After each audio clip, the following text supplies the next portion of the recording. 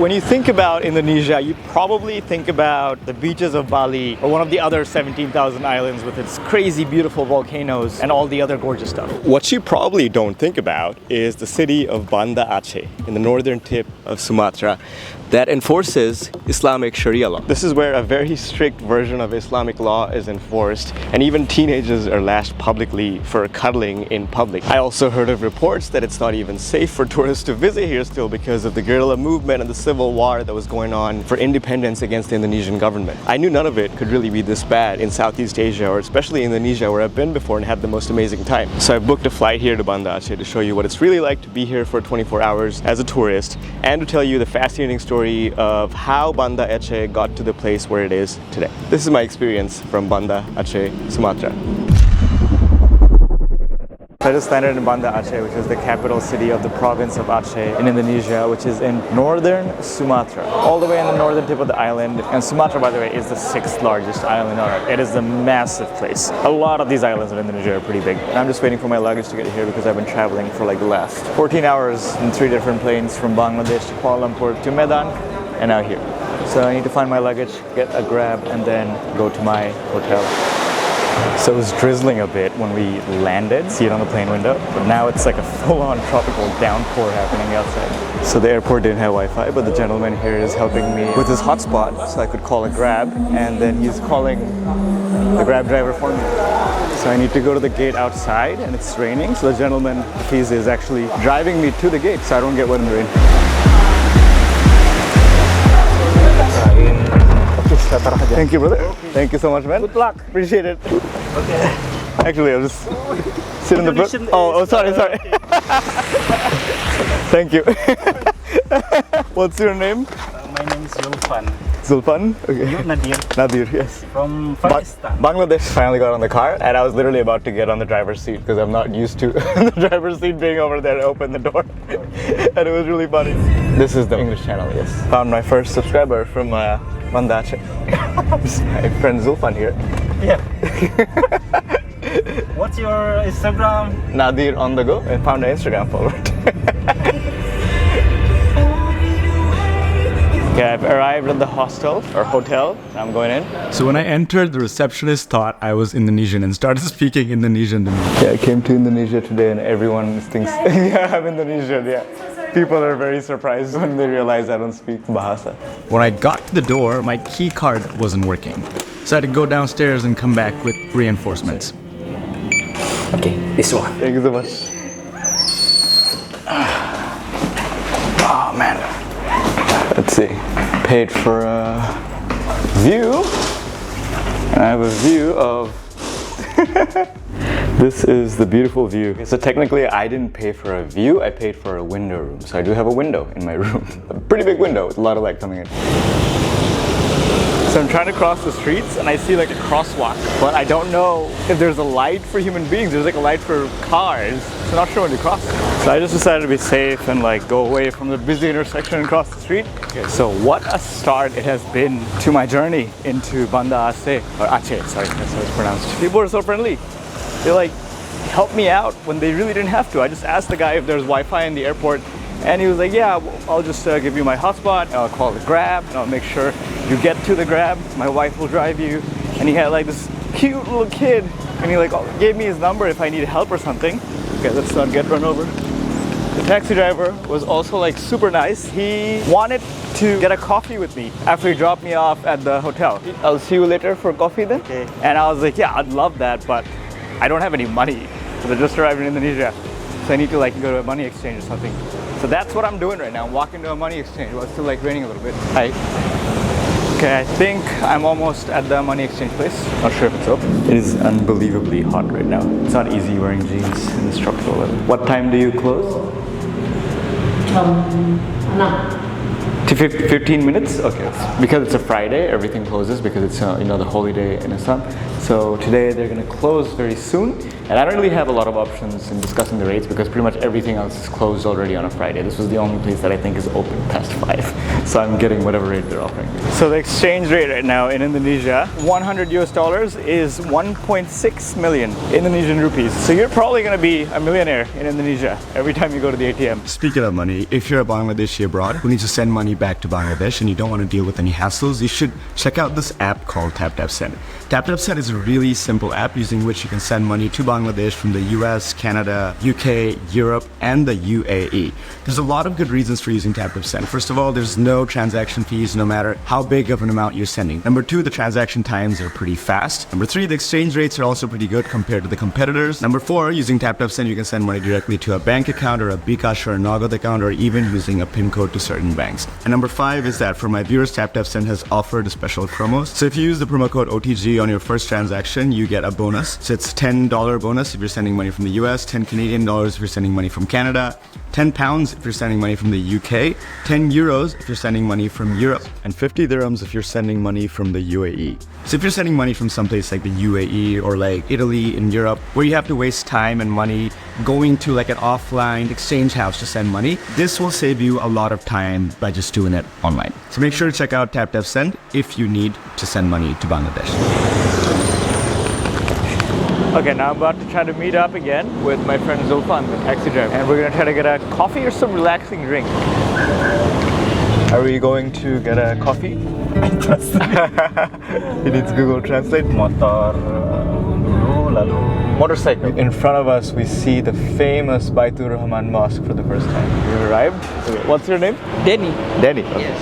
And you? Nadir. Are you his friend? Yes. So Zulfan brought me to his friend, and we're gonna get a scooter. Okay, this is a scooter. My wife.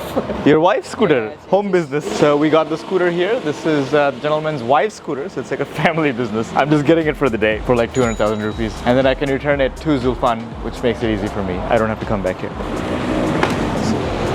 Because the light here doesn't stay.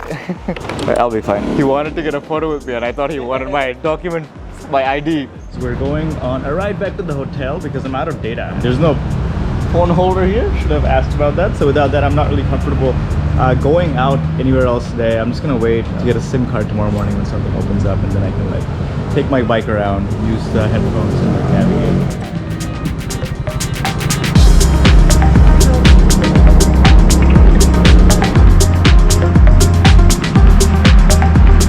Okay, look at the color of the sky behind me. It's like gorgeous, golden hour, pink hour, whatever that is. But once I started driving the scooter, basically I realized the speedometer doesn't work. Indicators, I realized they work, but I can't see which way they're pointing. So I kind of need to know which way they're pointing. I'm meeting up with Zulfan right now because the gas is also almost empty, and he's gonna help me fill it up. The coffee place is right next to the mosque, and it looks like gorgeous in the sunset right now. Darwin. Nadir. And what was your name? Ismail. So I'm at this very local coffee place, and we're just gonna have a coffee. Thank you, brother. Okay, let's try the coffee. What's hot? We're just talking through Google Translate. I forgot to stir it. There's like sugar in it. Coffee is grown in Sumatra, right? Yes. So this coffee is actually grown in Aceh, and that's what makes it special. You may already know, but Sumatra is famous for its coffee. Yeah, sweeter enough. In Aceh's language, thank you is terima kasih, and in Indonesian it is terima kasih. Terima kasih. Okay, brother, I'm gonna go get gasoline. Thank you, brother. Terima kasih. Terima kasih. I'll see you tomorrow then. Alright, so basically I'm gonna fill up the scooter with some gas for 35,000 rupees, which shouldn't be much. Take away, mister. Eat here.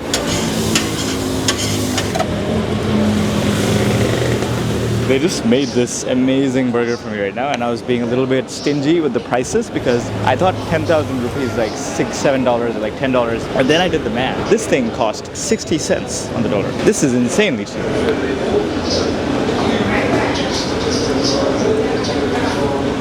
I didn't wake up as early as I wanted to the next day, so I skipped breakfast and headed straight to the city's largest attraction.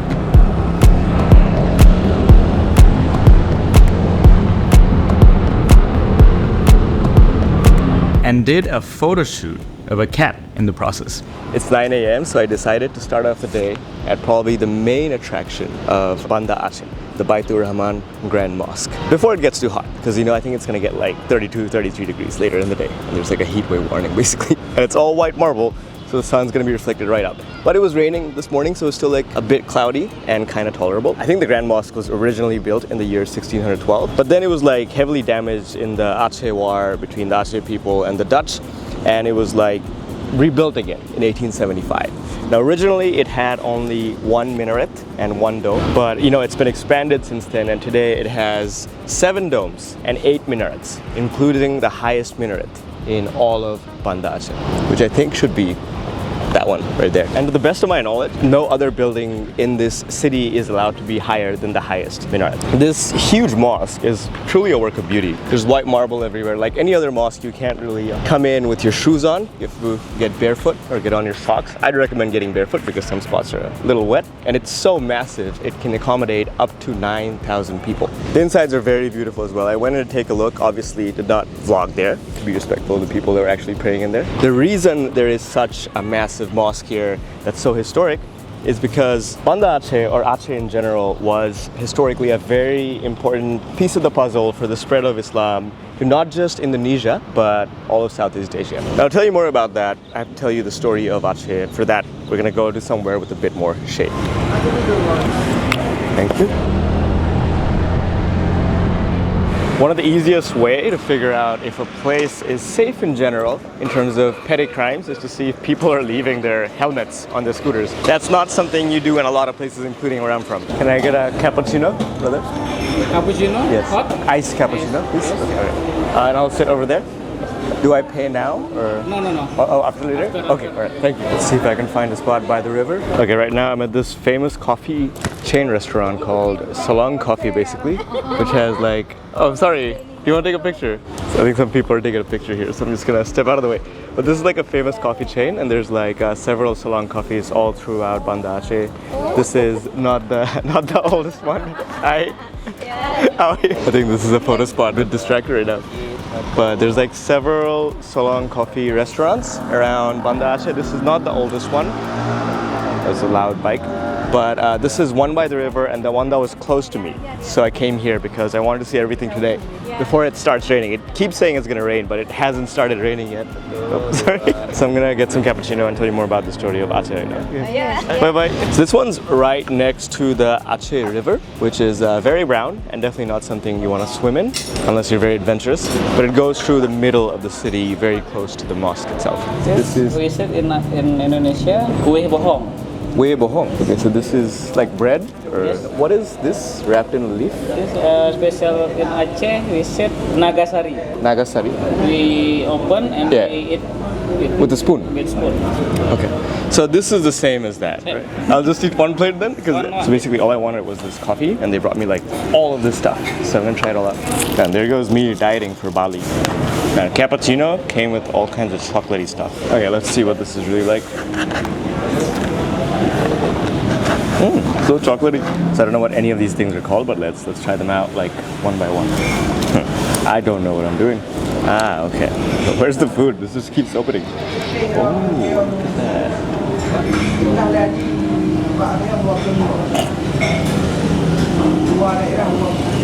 It's like a sweet gelatinous material. I don't know what that is. Yeah, this is like some kind of port, and there's like another different color layer inside it. I don't know what this is. If you do, please let me know in the comments. I'll try this. Oh, this is just a cupcake. Little chili pepper. A little spicy, not that spicy. I always prefer savory food to like sweet food. Unless I'm getting coffee ice cream. I have no clue what this is either. Oh. This was really nice, whatever that was. Every time I take a bite out of something, it's like a different color on the inside. It's like deeper yellow. I don't even know how to describe any of these things. If you know, please let other people know in the comments. I don't know what I'm eating. This water was hot or warm. Okay, now back to the unfinished story of why this city has such an iconic mosque. So for a long time, Banda Aceh has been like a very strategic transportation and trading hub for the Indian Ocean. You might notice from the location that it is right on the Straits of Malacca. And if you don't know what that is, it's like a very, very important passageway in the history of world trade, and still is to this day basically. Any goods that are coming through the ocean from like China or East Asia and is going into the Indian Ocean or beyond that to the Western world, it has to go through these Straits of Malacca. And Banda Aceh is like situated right on that. So Islam first reached Indonesia in the 13th century to Banda Aceh at first. And by the 17th century, the Sultanate of Aceh was at that time one of the most powerful and one of the richest states on the Malacca Straits region. That's why they were able to build this grand mosque that's not too far from here right now. So as Indonesia became independent from the Dutch East Indies or the Dutch colonialism, Aceh basically became a part of the newly independent country of Indonesia. But soon after independence, around 1948, the presidents of Indonesia basically went back on a couple of the promises that he had made to the people of Aceh. It said that he would allow them to kind of rule their own territory in their own ways, as they have been for like hundreds of years before the Dutch came along. And he told them that he was going to allow them to practice Islamic law. But he went back on all of that, and he sort of like took away a lot of the political rights of the people of Aceh and made them part of the state of Northern Sumatra, which today has the city of Medan. So this, along with a lot of other things, basically led to the struggle for independence for Aceh. And for a long time, there was a war going on between the guerrilla forces, GAM, that were fighting for the independence of Aceh, and the Indonesian government. And the Indonesian government actually restricted travel to this part of Indonesia. So this carried on into the 21st century, but then there was one event at the start of the century that changed everything. And to make you understand the scale of what really happened during that event, I have to leave this place and show you guys something else. So everything I just bought cost like $1.60, the snacks and the cappuccino. You cannot get a better price than that. So the next spot I was trying to get to is actually closed for like 20 more minutes. Thankfully, this gentleman here next to it let me have a seat in his shop and a break from the heat. What's your name? Daud. Daud. Nadir. Nice to meet you. Yeah. I'm from Bangladesh. Yeah. Okay, I'm inside the museum, which is basically this former electric generator ship, like a 2,600 ton ship. So you can actually climb up this ship and go all the way to the top. And when you get to the top of the ship, you kind of get a gorgeous view of the town and everything surrounding it, including this mosque. So obviously you realize by now that this ship is in the middle of the land, it's not in the sea. But the story of how this ship actually got here is pretty tragic, pretty terrifying. So on 2004, there were like 20-30 meter waves that came and hit Banda Aceh. And this ship was actually 2 to 3 kilometers that way out there in the ocean. And then the basically waves brought it here all the way inside and made it land on these houses, killing everyone inside it. That's how it got here. Now, a better place to continue the story of this massive wave is somewhere closer to the waves.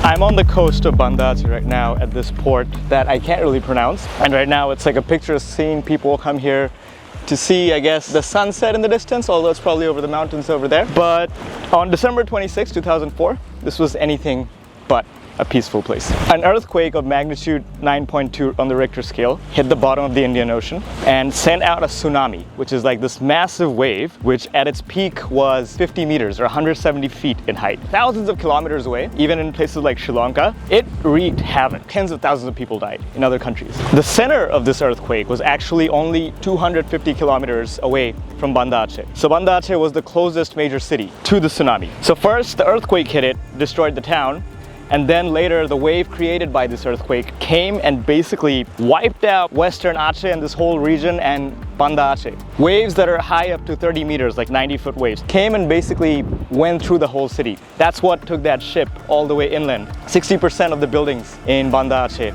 were destroyed. The Indonesian government estimates that more than 200,000 people in Indonesia alone lost their lives in Sumatra. 60,000 people alone died in this town of Banda Aceh, which is like around a third or a fourth of the population. In this video so far, I'm sure you've seen like 10-20 people that I've talked to. Statistically speaking, probably more than half of them had a family member die in this tsunami.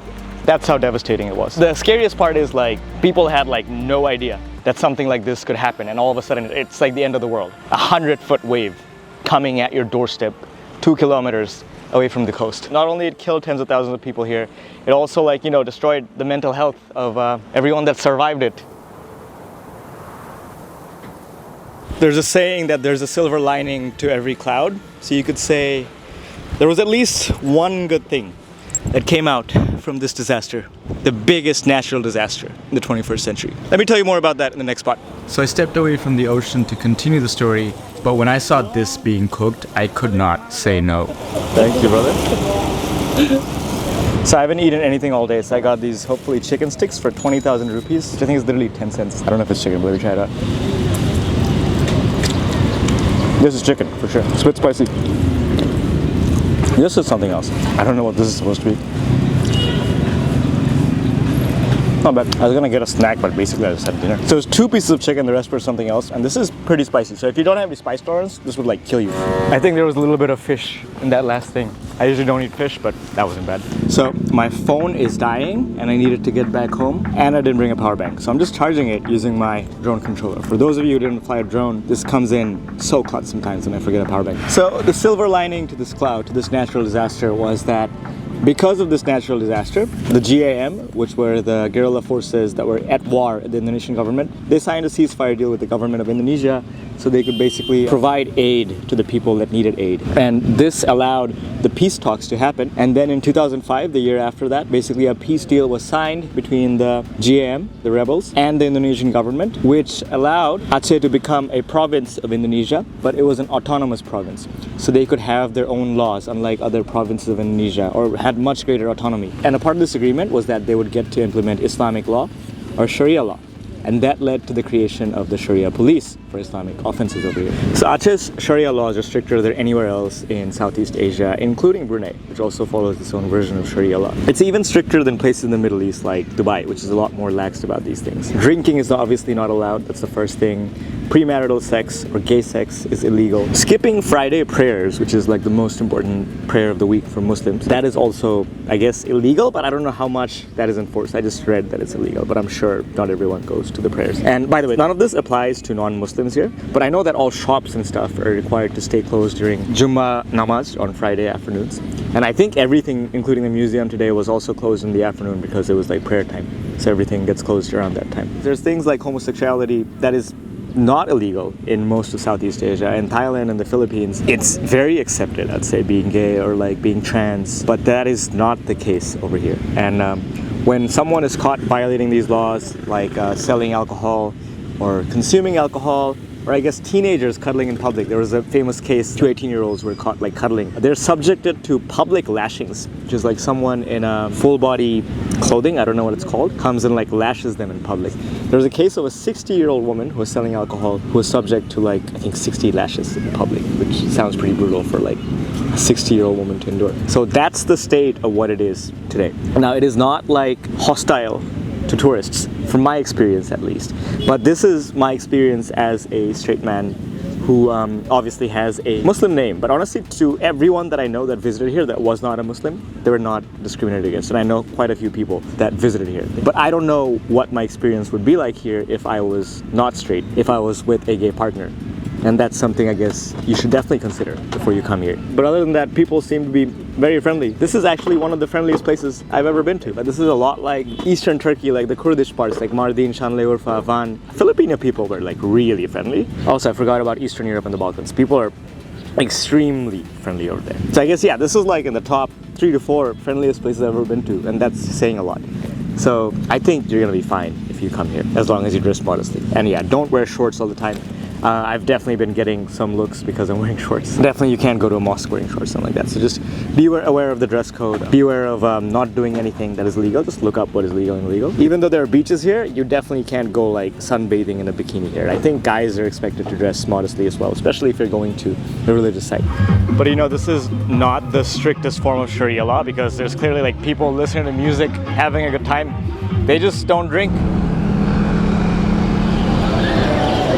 To finish off the video, I decided to come to the Baitur Rahman Grand Mosque again for sunset because it looks so beautiful when I was having coffee yesterday. So I think this is it for this video. I'm just gonna go to the gym and go to sleep and wake up at 4 a.m. and go back to Flores, where I filmed my first ever vlog from my first ever trip. That was more than 1 week long, 6.5 years ago. So excited for that. Gotta wake up at 4 a.m. Not excited for that.